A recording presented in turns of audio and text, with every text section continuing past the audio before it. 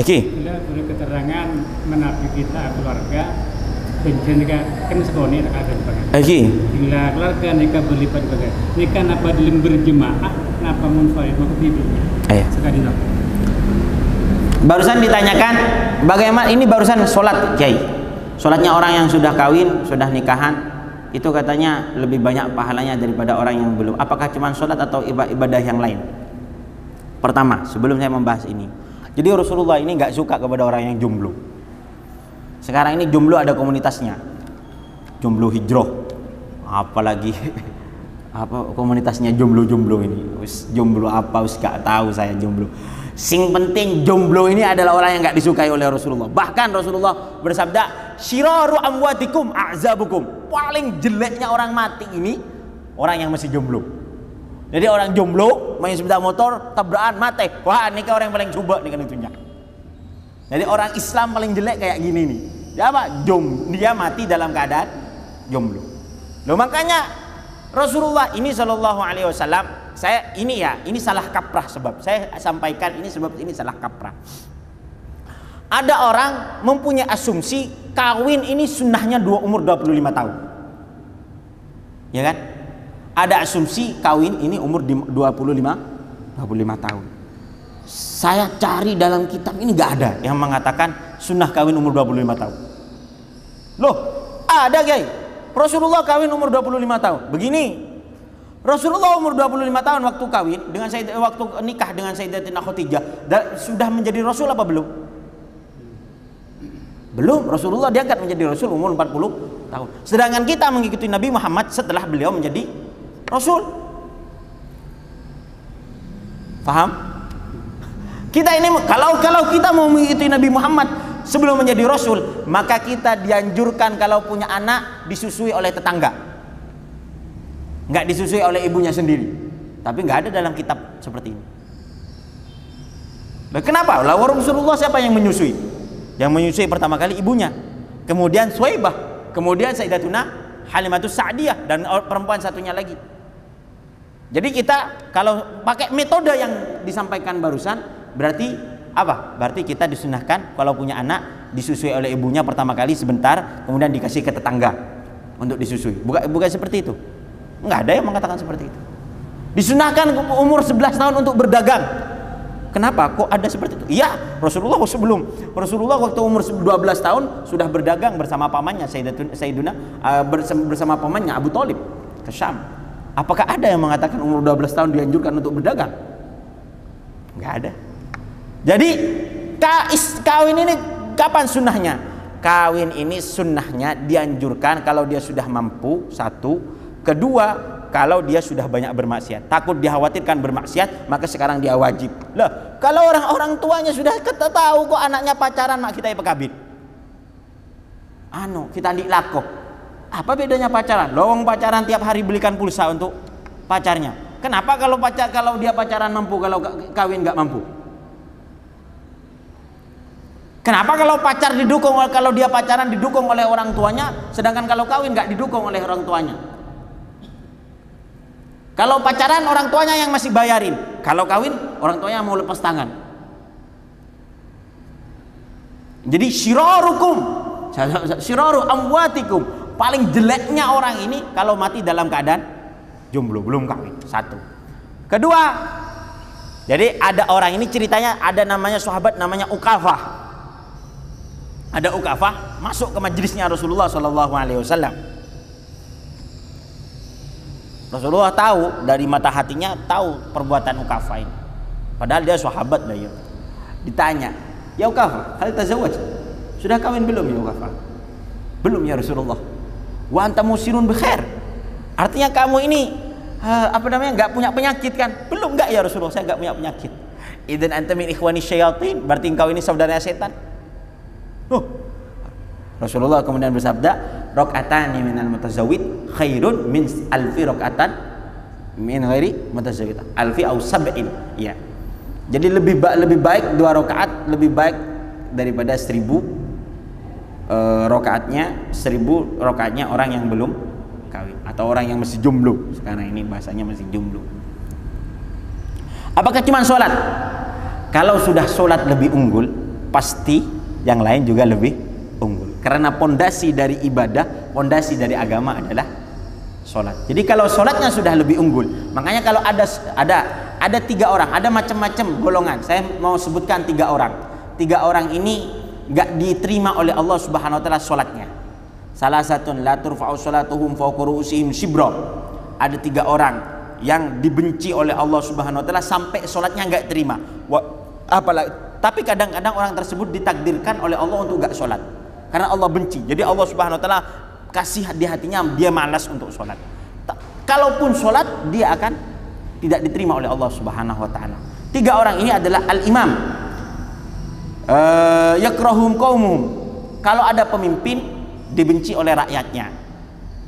Mula pada pemimpin ni pekelin ngelawan rakyat tu, tak terima bujing pemimpin dia. Pemimpin siapa? Saya rawai, pokok yang menjadi pemimpin, baik itu kalangan baik tingkatan desa atau tingkatan dunia.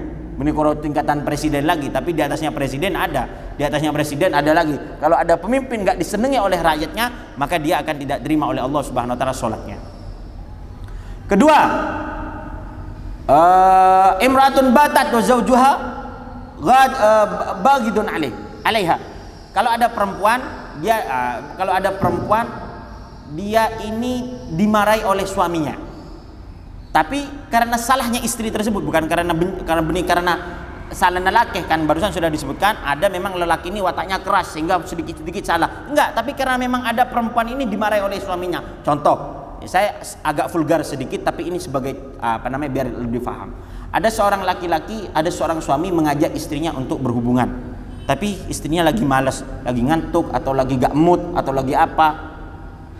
Suaminya pengen, kalau sampai istrinya gak mau, maka istrinya tersebut walaupun tahajud, bangun tengah malam tahajud, gak diterima oleh Allah. Walaupun salat subuh, gak diterima salatnya oleh Allah Subhanahu Wa Taala. Ketiga yaitu adalah rajulani mutakhasiman. Kalau ada 2 orang laki-laki bertengkar, kalau bertengkar ini nggak dimaafkan oleh Allah Subhanahu Wa Taala.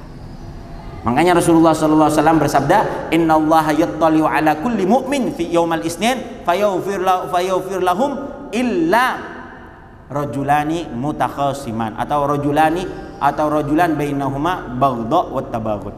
Allah Subhanahu Wa Taala setiap hari Senin, kayak besok ini, insya Allah besok ini Allah Subhanahu Wa Taala akan menampakkan pengampunannya, sehingga semua orang yang berkata syahadat, yang bersyahadat alla ilaha illallah Muhammadur Rasulullah, selagi dia muslim mukmin, maka Allah Subhanahu Wa Taala ampuni dosanya sebanyak apapun. Kecuali ada 2 orang yang enggak dimaafkan, yaitu adalah orang yang saling bertengkar. Kalau orang yang bertengkar, sabda firman Allah Subhanahu Wa Taala kepada malaikat, amhilhuma hatta yastaliha, jangan diampuni dosanya sampai mereka akor boleh. Ini parah ya, kalau ada orang tokaran ini keparah banget. Terutama saya maksiman pasar nih kau atau yang lain.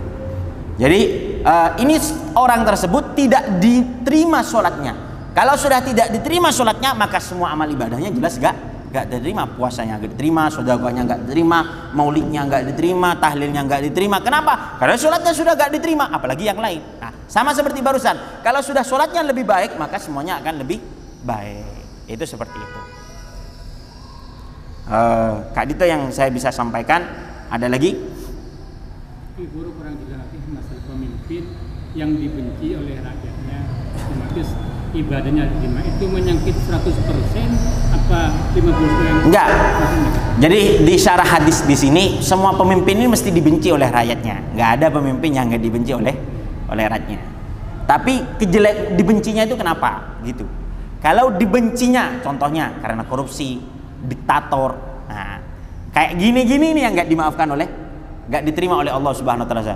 Tapi kadang ada pemimpin ini melakukan kebaikan tapi dibenci oleh kaum yang nggak suka kebaikan. Nah, ini bukan salahnya pemimpin sekarang, paham kan? Jadi ada komunitas umpamanya, saya nggak tahu ya apakah ada, ya semoga nggak ada aja. Tapi kalau ada ya itu ditaubat bae, bon. Jadi umpamanya satu institusi. Lah institusi ini gayanya aja baik, tapi dia ini maunya korupsi. Lah kemudian ada orang dia ini mau berbuat baik, dia nggak mau korupsi, akhirnya difitnah oleh teman-teman yang lain, di media ditampakkan kejelekannya sehingga masyarakat banyak benci kepada orang tersebut. Ya jelas orang tersebut ini tetap nggak termasuk kepada rajulun amma qauman wa hum lahum karihun. Jadi kalau sekarang ini umumnya kayak diktator, korupsi, terus memeras rakyat, atau kebijakan-kebijakannya menyusahkan rakyat sehingga rakyat banyak yang susah, banyak yang benci, baru orang tersebut masuk kepada ayat ini, yaitu walaupun sholat 1000 rakaat, apalagi cuman sholat 5 waktu, apalagi sholat 5 waktu kadang 5 are, sehari sewaktu beri 1 hari 5 waktu, tapi 5 waktu ini 5 waktu 5 hari, 1 hari 1 waktu, 1 hari 1 waktu. Kalau ada media, kalau ada syutingan baru dia sholat, kalau nggak ada nggak sholat. Orang yang kayak gini ini sholatnya la tuqbal, nggak diterima oleh Allah Subhanahu Wa Taala kalau dia pemimpin. Tapi kalau dia pemimpin sebenarnya baik tapi difitnah, yang nggak masuk kepada ini, nggak masuk kepada ini. Paham ini? Ini yang kami bisa sampaikan. Ngereng, kalau ada pertanyaan yang lain bebas pertanyaannya, ngereng, tinggal 10 menit. Ya Ustaz, bismillah.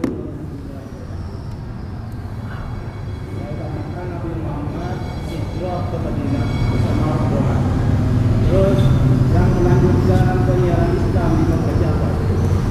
Apa? Yang melanjutkan siaran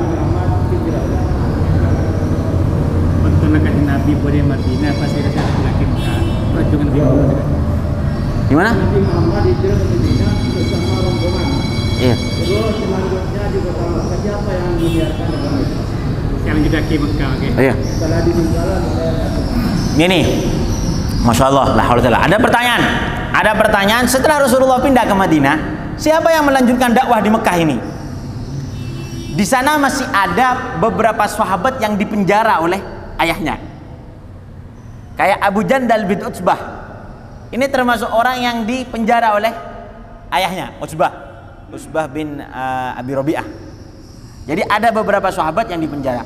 Juga banyak sahabat yang masih sembunyi-sembunyi, yang sembunyi-sembunyi dalam dakwahnya, masih sembunyi-sembunyi.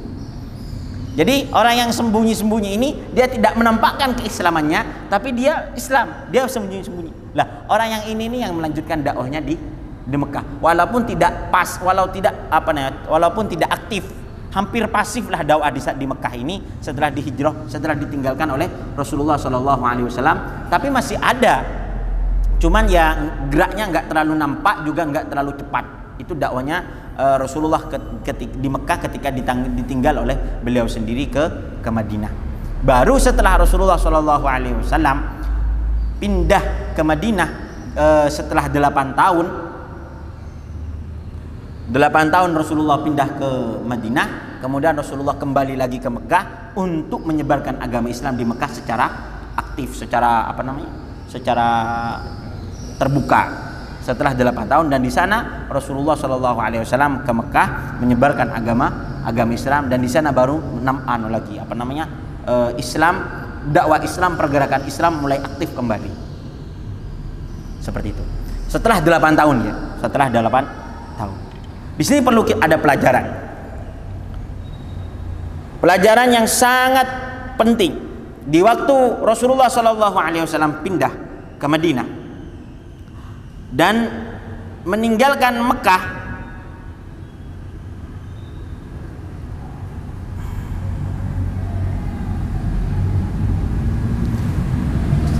dapat berapa tahun, dapat 5 tahun atau 6 tahun Rasulullah ini mimpi ke Mekah untuk mimpi ke Mekah, kemudian bersama para sahabat tawaf di Ka'bah. Dia mimpi untuk melaksanakan umroh. Beliau ini mimpi melaksanakan umroh atau tawaf di Ka'bah bersama para sahabat. Dengan mimpi ini Rasulullah mentakwil kalau saya ini sebentar lagi mau umroh bersama para sahabat. Setelah itu akhirnya Rasulullah mempersiapkan diri dengan para sahabat untuk umroh bersama-sama. Setelah umroh, nyampe di Mekah, nyampe di Hudaybiyah. Mungkin orang yang pernah ke Mekah, kalau dia ziarah-ziarah, tahu tempat namanya Hudaybiyah. Di Hudaybiyah ini Rasulullah SAW ternyata dihadang oleh sekelompok orang kafir Quraisy Mekah, nggak boleh masuk ke Mekah. Salah satunya Suhail bin Amir. Terus lagi Mas'ud As-Saqafi dan yang lain, beberapa orang-orang kafir Quraisy yang akhirnya pun nanti 3 tahun menjelang ini dia mau 2 tahun menjelang ini mereka masuk Islam.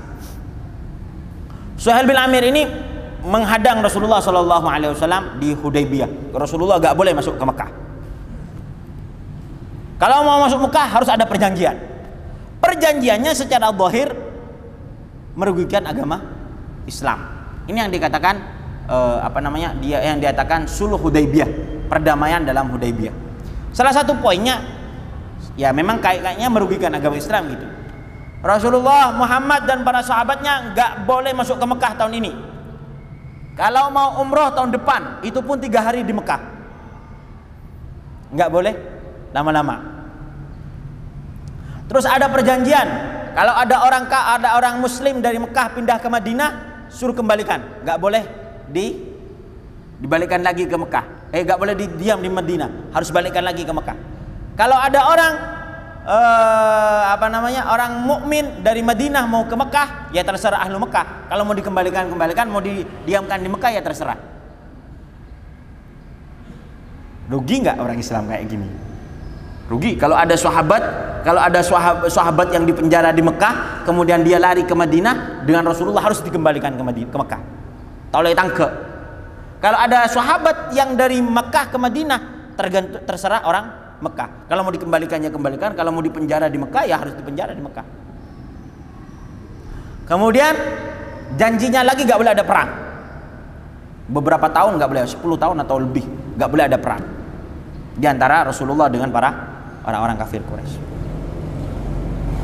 Dan orang yang mengikuti Nabi Muhammad harus aman, nggak boleh diusik, nggak boleh disakiti oleh orang pengikutnya orang kafir Quraisy. Dan orang kafir Quraisy dan pengikutnya nggak boleh diusik oleh Nabi Muhammad SAW. Ini ada beberapa poin yang disampaikan. Dicegah, Rasulullah mengalah.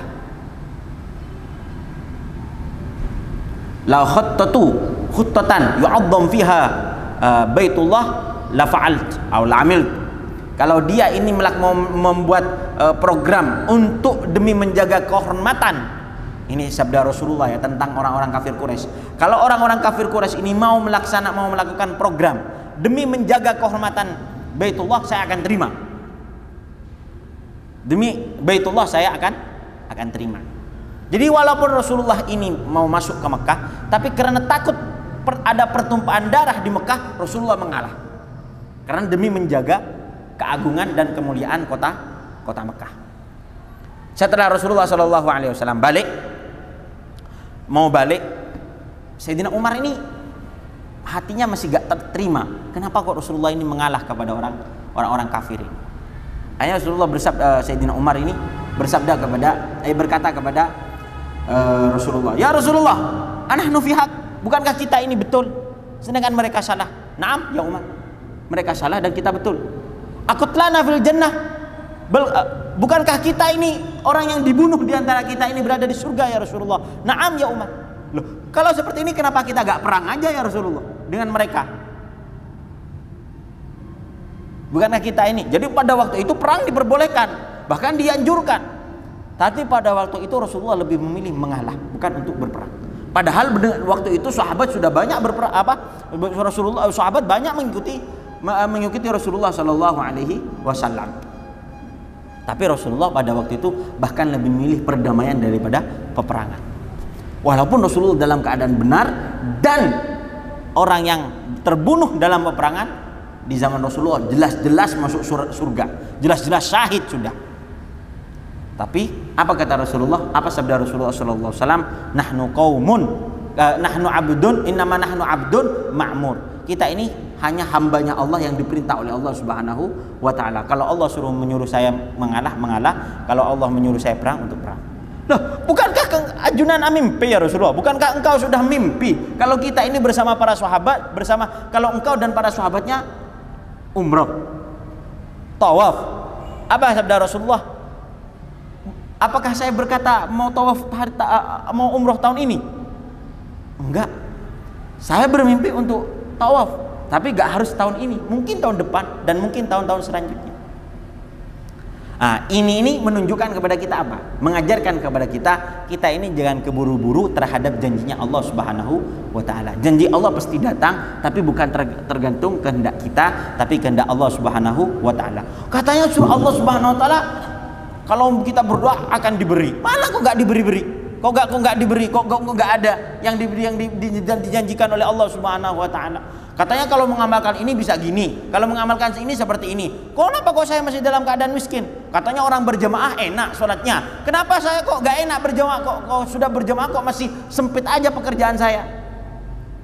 Apakah Rasulullah yang bersabda atau berjanji kepada kamu langsung enak? Ketika sholat keluar langsung enak sholat hidupnya kamu? Enggak harus. Lah Rasulullah aja sudah dijanjikan oleh Allah kalau Rasulullah ini mau tawaf dengan para sahabat, tapi bukan langsung pada bulan itu, tapi nunggu tahun depannya. Tahun depannya. Bahkan dengan mengalahnya Rasulullah SAW, akhirnya Rasulullah ini diberikan anugerah oleh Allah Subhanahu wa taala untuk bisa menaklukkan kota Mekah, sehingga kota Mekah bisa tersebar dakwahnya dengan keadaan tentram dan dengan keadaan damai.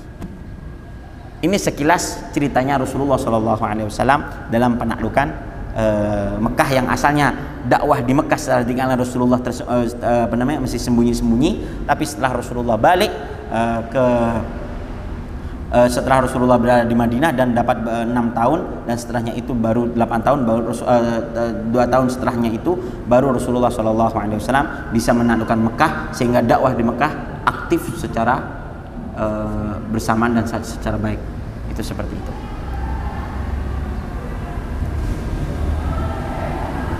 Ada pertanyaan lagi? Kurang 15 menit. Kalau terbitnya matahari sudah terbit. Iya, tapi masih menunggu hatta tatlu'a asy-syams qadra rumhin. Eki, ngereng. Selama ada peperangan di zaman Rasulullah, pernahkah Rasulullah membunuh orang? Membunuh orang kafir? Rasulullah sendiri? Dalam peperangan umat Islam di zaman Nabi, pernahkah Nabi membunuh orang? Rasulullah sendiri? Ya. Ya. Dikatakan membunuh juga enggak juga. Sebab gini, Rasulullah ini pernah ketika perang Uhud atau perang Badar, perang Uhud. Di perang Uhud, setelah semuanya kalah orang Islam, lari, akhirnya ada orang dengan sombongnya berkata seperti ini, "Mana Muhammad? Saya ingin membunuh Muhammad." Ya memang sahabat waktu itu sudah lari semua. Akhirnya Nabi Muhammad menampakkan diri. Orang ini berkata, "Mana Muhammad? Saya akan membunuh Muhammad." Akhirnya Rasulullah datang. "Ngapain? Apa? Saya yang akan membunuh kamu, bukan kamu yang membunuh saya." Dia gemetar karena dia ini kafir, tapi mereka ini percaya kepada perkataan Rasulullah. Kalau Rasulullah sudah mau berkata saya akan membunuh kamu, mereka yakin kalau saya ini akan terbunuh, gitu loh.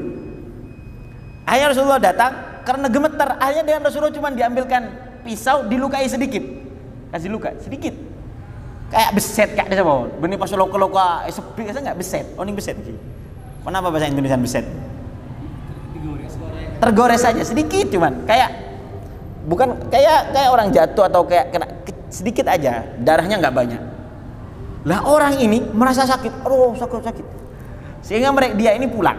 Orang ini pulang. Saya lupa namanya orang tersebut. Akhirnya dia pulang. Orang-orang teman-temannya yang sesama kafir, dia berkata, "Ngapain kamu? Ini saya sakit." Halah cengeng. Lawang luka kayak gini sudah bilang sakit. Tapi Muhammad berkata kalau Muhammad akan membunuh saya. Wah, kalau Muhammad yang berkata akan membunuh kamu, walaupun kamu nggak sakit tetap mati. Kalau sudah berkataan Allah, kalau sudah Muhammad yang berkata kamu ini akan mati, ya kamu jelas mati. Walaupun kamu, apalagi dilukai Muhammad sedikit seperti ini, walaupun nggak luka, kamu tetap mati. Walaupun ada di penghujung bumi.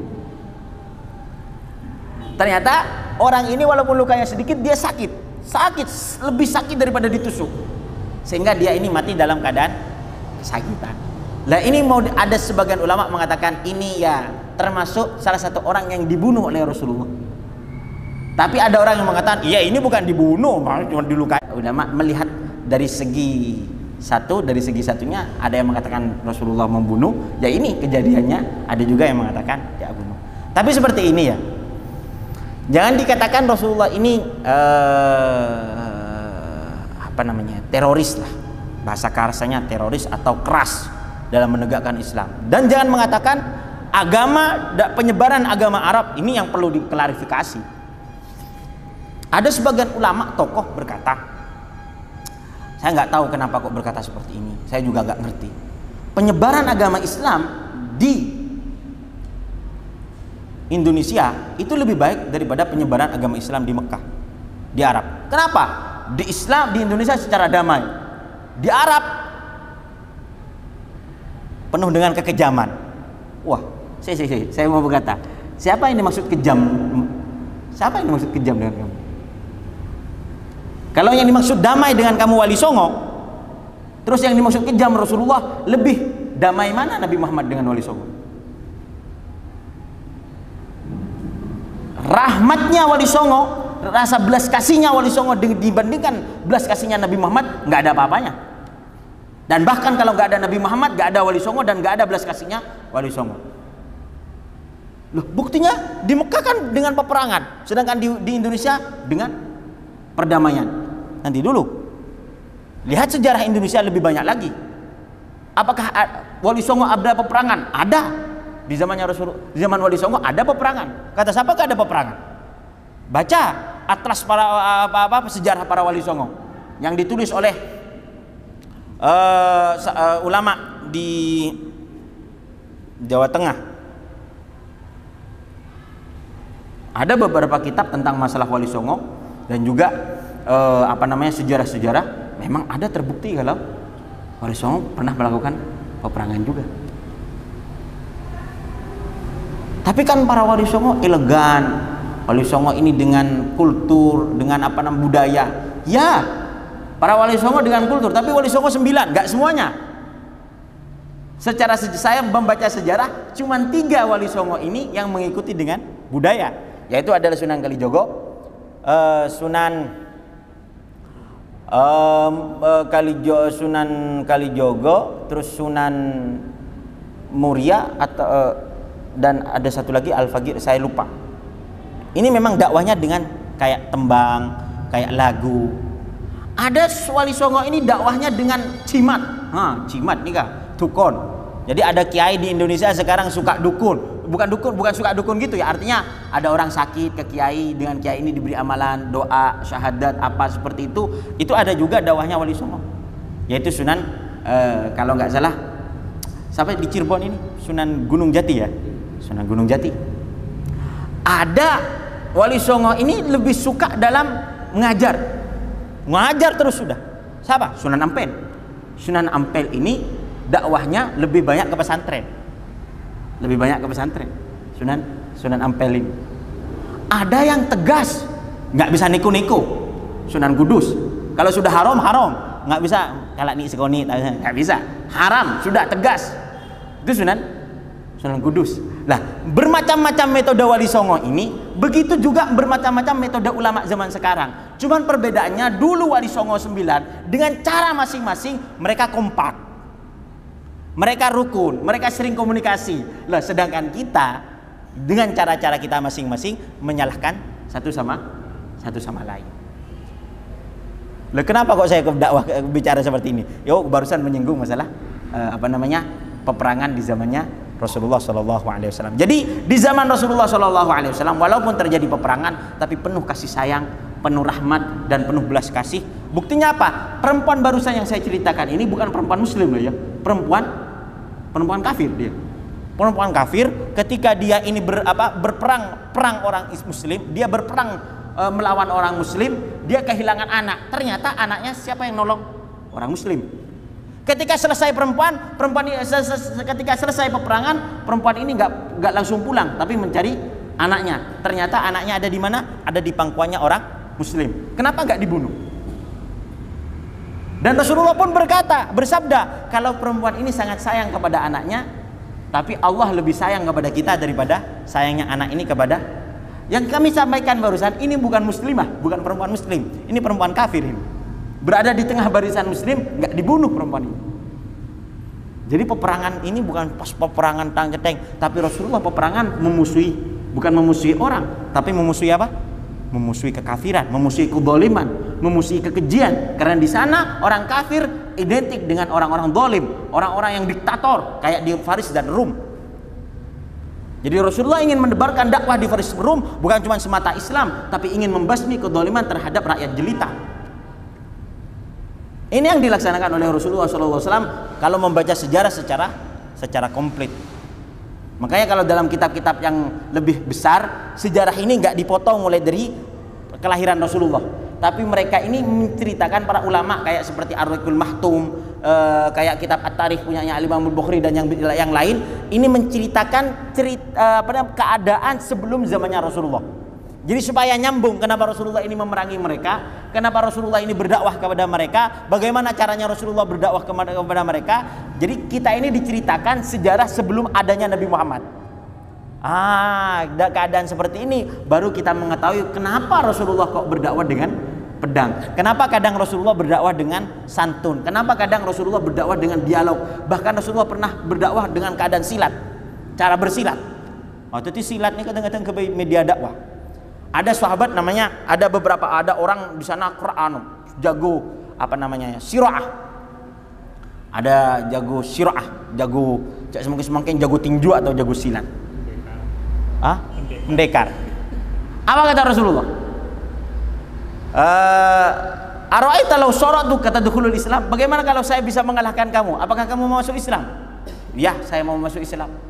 Akhirnya setelah semoga andaikan bahasa Madura ini etaku telok napa dua tekuan bila keker sekali itu. Cuman beberapa langkah langsung dia jatuh. Orang ini jatuh.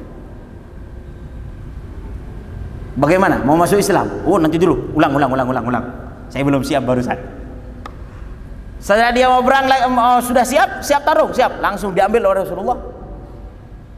Dijatuhkan lagi. Tapi bunyi pas jatuh kerapak kasetan, cuma dijatuhkan seperti ini. Gimana? Orang ini ulang. Saya belum siap. Sampai 3 kali. Akhirnya setelah 3 kali dia pergi ke kaumnya, kepada orang-orang yang ada di rumahnya. Saya datang barusan dari orang yang sombong, dari orang yang yaitu maksudnya Nabi Muhammad SAW. Di sini kita mengetahui kalau media dakwahnya Nabi Muhammad ketika Rasulullah ada di Mekah, bahkan di Madinah, bukan cuman peperangan saja, tapi banyak berdialog pernah Rasulullah. Kemudian didatangi ke rumahnya pernah Rasulullah SAW, dengan perjanjian pernah Rasulullah. Tapi semuanya ini dilaksanakan dengan rahmatnya Rasulullah SAW.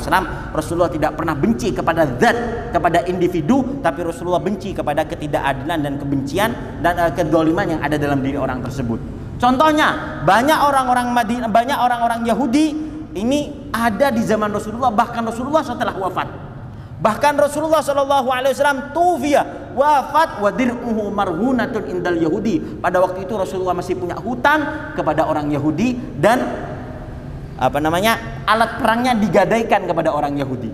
Artinya apa? Orang Yahudi hidup damai dengan Nabi Muhammad SAW, walaupun Rasulullah sudah berperang dengan orang Yahudi banyak, tapi yang diperangi bukan orang Yahudinya, tapi kedzaliman yang dimiliki, kedzaliman keingkaran janji atau ingin merusak keutuhan negara Madinah oleh orang-orang penyusup Yahudi tersebut. Contohnya, saya ulang ini, Rasulullah ini pernah berperang dengan orang Yahudi, Bani Quraidah, Bani Qainuqa, Bani Nadir. Kalau kita sejarahnya bukan karena Rasulullah benci kepada Yahudi, tidak, tapi karena Bani Qainuqa atau Bani Nadir ingin merusak keutuhan negara, ingin menghancurkan kesatuan negara Madinah. Akhirnya Rasulullah memaksa mereka untuk keluar dari Madinah. Kenapa? Karena mereka telah berkhianat kepada negara. Karena mereka telah berkhianat kepada negara. Akhirnya Rasulullah memaksa mereka ini untuk keluar dari Madinah, bahkan ada yang dibunuh. Kenapa? Karena mereka mau menghancurkan negara Madinah. Pada orang yang Indonesia tahu jauh, gak usah jauh-jauh, membakar merah putih aja langsung dihukum. Apa ruginya negara dengan membakar merah putih? Apakah akan saya berkata kalau negara ini diktator? Apakah saya akan berkata negara Indonesia ini sekarang keras? Tidak, ini adalah kehormatan negara. Sehingga orang yang membakar merah putih harus dipenjara. Ini adalah sebuah keadilan dalam negara. Kalau ada orang yang bukan ini keras dan bukan ini adalah bukan ini zalim, tapi ini adalah sebuah pelecehan terhadap negara kita. Makanya ada orang yang merah putih dipenjara. Begitu juga bukan negara benci kepada orang tersebut, tapi benci kepada pekerjaannya.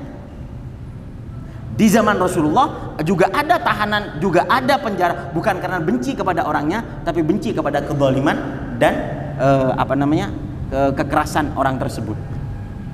Ini sekelumit yang kami bisa ceritakan tentang peperangan Nabi Muhammad sallallahu alaihi wasallam. Allahu a'lam. Dah Pak, kita garis mana? Nah. Oh, dah Pak. Semoga ada manfaat dan barokahnya, dan semoga apa yang kami sampaikan semoga diterima oleh Allah Subhanahu wa taala dan menjadikan kita lebih dekat kepada Allah dan lebih faham terhadap agama yang dicintai oleh Allah dan disenangi oleh Nabi Muhammad sallallahu alaihi wasallam, dan semoga agama ini dijaga oleh Allah Subhanahu wa taala dan orang pemeluk agama Islam dijaga oleh Allah Subhanahu wa taala dari segala malapetaka, dari bahaya dan dari bala yang diturunkan oleh Allah Subhanahu wa taala, dan semoga kita berada di lindungan yang teraman dalam lindungan Allah Subhanahu wa taala berkah Nabi Muhammad sallallahu alaihi wasallam, dan semoga kita sama-sama berada di naungan ridhonya Allah dan ridhonya Nabi Muhammad sallallahu alaihi wasallam, masuk surga bersama Nabi Muhammad sallallahu alaihi wasallam, istri dan sanak famili dan anak putu kita semuanya berada di bawah naungan sunnah Nabi Muhammad sallallahu alaihi wasallam, taufiqan wa tafaddulan wa takaruman min Allah taala wa ala man wa salafuna salih bi kulli wa ala man wa ala kulliyatin salihah jalibatin lil khair dafatan kulli syar wa binati syuyukhina wa ala man binati habibina bin salaf salih ila hadratin Nabi Muhammad sallallahu alaihi wasallam. Al-Fatihah.